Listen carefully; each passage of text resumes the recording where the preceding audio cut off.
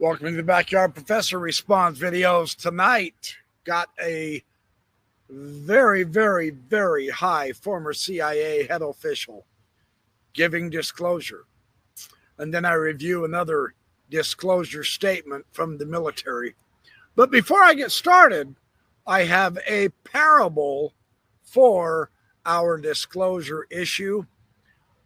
Please join me in welcoming one of the best parables I have ever seen for UFO disclosure right here.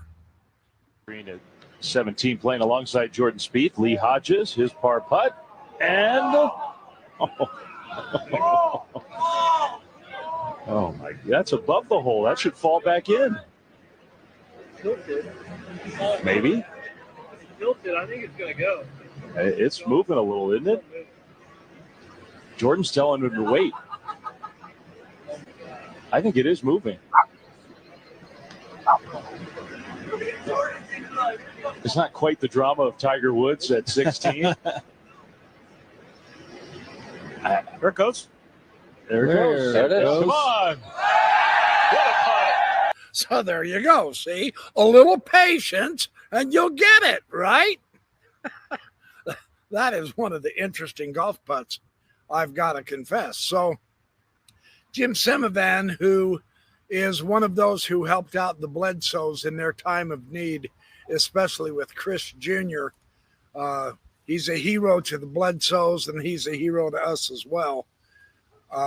He has some very interesting information to share on UFOs and the idea of disclosure. Let's take a look at what he says. Brand new with the Soul Foundation. Well, you have this big matzo ball that's hanging out there, right? And what is that? And that's basically millions of people around the world have experienced some form of UAP or its attendant phenomena, right? It's out there. It's hanging out there. I mean, it's the evidence is overwhelming. And when we talk about disclosure, I mean, disclosure to a certain extent has already happened, right? But when we're really talking about disclosure, what we're really talking about is the government. What is the government saying? What does the government know that, and why? And why are they hiding it? And we want to know this, and we have a right to know this, an ethical right, and a moral right, an historical right to know this, right? So this is important because Jim Semivan, who was the head of the CIA, or at least a very, very high senior official, would know about disclosure. He'd been studying it, he says, for 40, 45 years. And I mean, there it is. There's the confession right there. He's not the only one. I'll remind you of one of the most shocking statements by Colonel Carl Nell in all of existence on UFOs. This is electrifying, and it's worth watching again. And so, Carl, here's the $1 million question. Do you believe that a higher form of non-human intelligence has visited this planet? Right. So non-human intelligence exists. Non-human intelligence has been interacting with humanity. This interaction is not new, and it's been ongoing. And there are unelected people in the government that are aware of that. And so, Carl, that is quite a bold statement. I'm wondering, and I'm curious, how confident are you that that is true? There's zero doubt. Zero doubt. That's pretty impressive. So we have a CIA man who is way high up, and we have Colonel Carl Nell, who is a military man who is way high up. And both of them are telling us this phenomenon is real. And of all the people who would actually know because of the decades of investigation would be the CIA and the military, I would propose. Let's get back to, hey, buddy, come here. Come here. Come here. Hey, come here. Hang on. You want to see my puppy? He's making a lot of noise. Hey, buddy, come here. Come here. Come say hi to everybody. Hang on just one sec, y'all. Get a show you my doggy. Come here, little buddy. Oh, he's a good puppy. He's a good puppy, huh? Say hi to everybody, partner. Oh, he's a good boy. He's such a good puppy. Oh, he's a good puppy. Yeah, he's a good boy. All right, now go be quiet. I'm doing a recording. Yeah, that's a good boy. Oh, he's a good puppy. Okay, now hey, quit. Be quiet now, partner. Okay, so let's get back to reality here. Although he's a better reality than the UFOs at this point.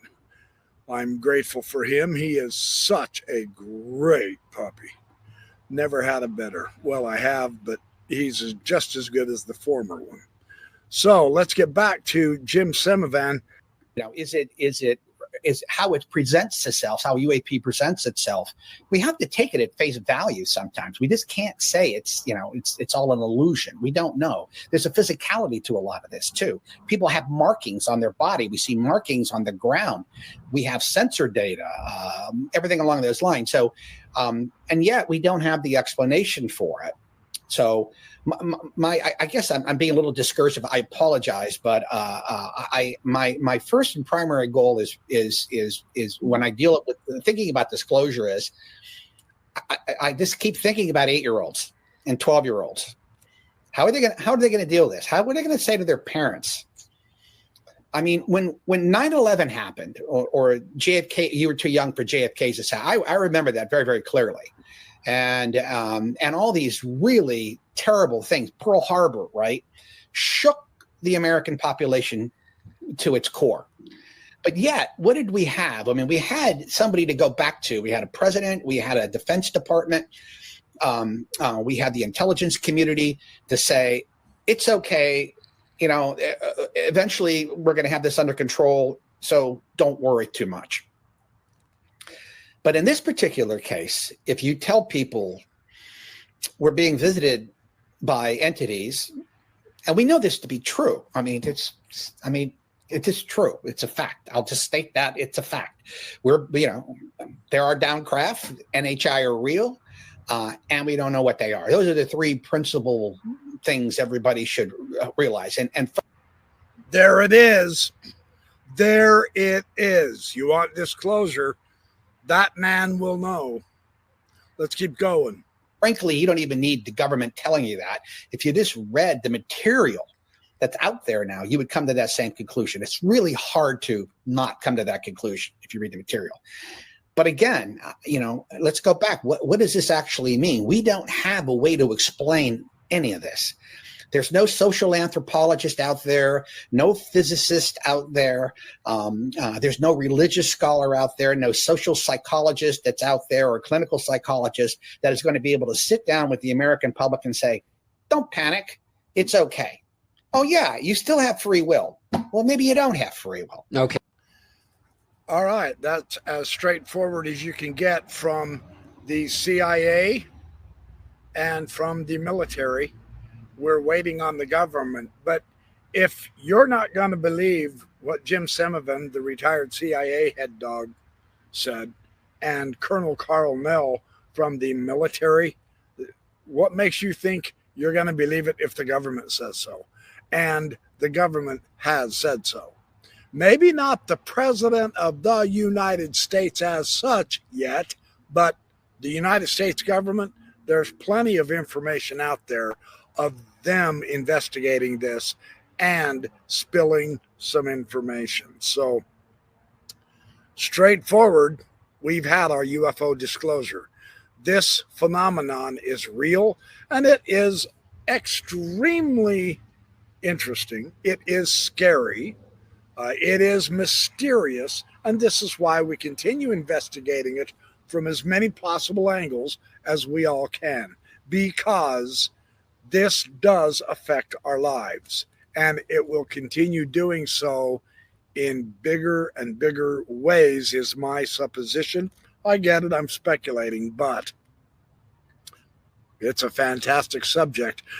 Again, I've said this before, and I'm not trying to sound like a broken record, but it's a fantastic subject because it gets us off into physics, and it gets us off into history, and science and philosophy and religion and social issues, etc.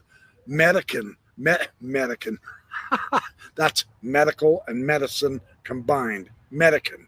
Hey, you heard it here. Backyard Professor just invented a new term. Woohoo! We can go home now. All right, so there we go.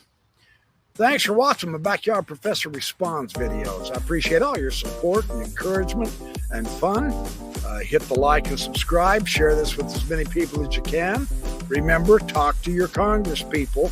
We are making progress. So I will catch up to you just as soon as I know how to.